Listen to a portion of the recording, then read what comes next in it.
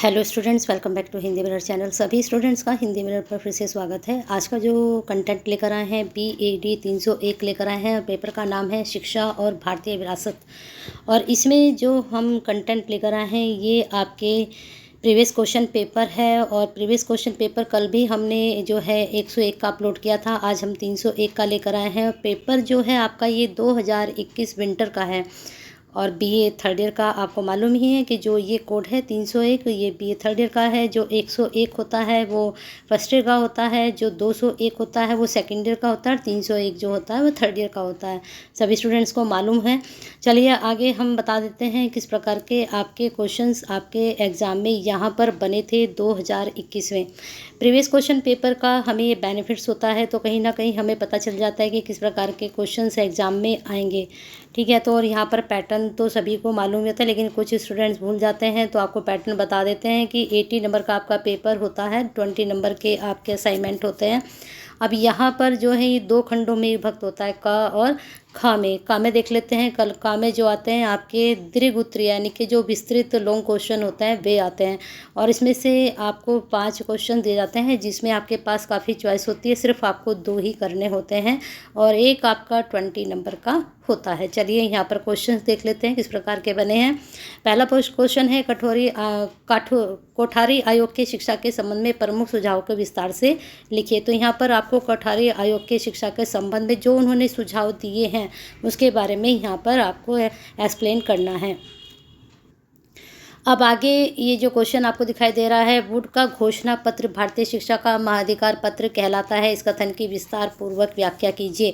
अब ये यहाँ पर कोटेशन तो दे दी, लेकिन साथ में आपको यहाँ पर ध्यान से सुनिए कि इस कथन की विस्तार पूर्वक व्याख्या कीजिए। तो यहाँ पर वुड के घोषणा पत्र संबंधित जितनी भी बातें हैं, जैसे कब हुआ, कैसे हुआ, वो सारी चीज़ें आपको यहाँ एक्सप्लेन करनी है। और ये वाला क्वेश्चन आपके लिए बहुत इंपॉर्टेंट है। ये 99% आपका प्रश्न बनता ही बनता है। यहाँ पर अब आ गए हैं 1813 का आज्ञा पत्र भारतीय शिक्षा के इतिहास में एक नवीन मोड़ है। विस्तार पूर्वक व्याख्या कीजिए। अब भारतीय शिक्षा के इतिहास में जो आज्ञा पत्र है ये 1813 का, इसके बारे में भी पढ़ लीजिए। ये भी आपका 99% पे जाएगा। मैकाले के विवरण का पत्र का सविस्तार वर्णन कीजिए। अब यहाँ पर मैकाले के बारे में और क्या क्या आपके यूनिट में है वो चीज़ आपको देखनी पड़ेगी, लेकिन यहाँ पर तो सिर्फ यहाँ पर विवरण पत्र पूछा गया है, तो इसके बारे में आपको बताना है।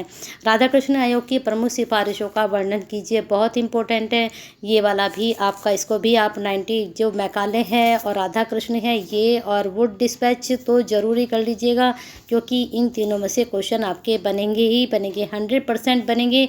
टॉपिक वो कुछ भी आपसे पूछ सकते हैं। ठीक है, चलिए आ गए हैं ख खंड पे। ख खंड में आपको क्या करना है, 8 प्रश्न मिलेंगे। बिल्कुल बहुत सारे ऑप्शंस हैं आपके पास और 10 नंबर इसमें आपको एक पर मिलते हैं, तो इस प्रकार से ये भी 40 नंबर का होता है।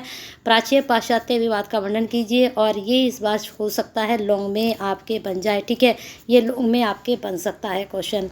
और यहाँ पर ये जो है थोड़ा शॉर्टली पूछा गया है, वहाँ पर आपसे लॉन्ग में पूछा जाएगा, तो प्राच्य और पाश्चात्य को भी अच्छे से पढ़ लीजिएगा।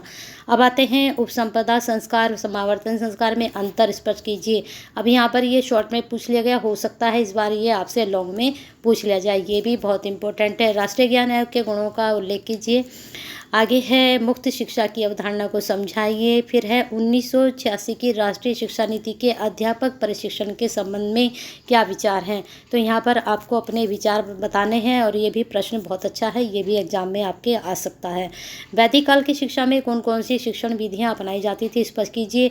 अब जैसे ऊपर हमने मैकाले पढ़ा है और साथ में वुड डिस्पैच और राधाकृष्ण आयोग, तो हो सकता है उनमें से इस बार आपके शॉर्ट बन जाएं और वैदिक काल और ये हंटर आयोग जो है आपके लॉन्ग में चला जाए। तो कई बार ऐसा होता है कि शॉर्ट लॉन्ग में आ जाते हैं और लॉन्ग के शॉर्ट बन जाते हैं। कई बार ऐसा होता है कि आपका 1-2 क्वेश्चन रिपीट भी हो जाता है। तो टॉपिक आप तैयार कीजिए, चाहे आपका लॉन्ग हो चाहे आपका शॉर्ट हो।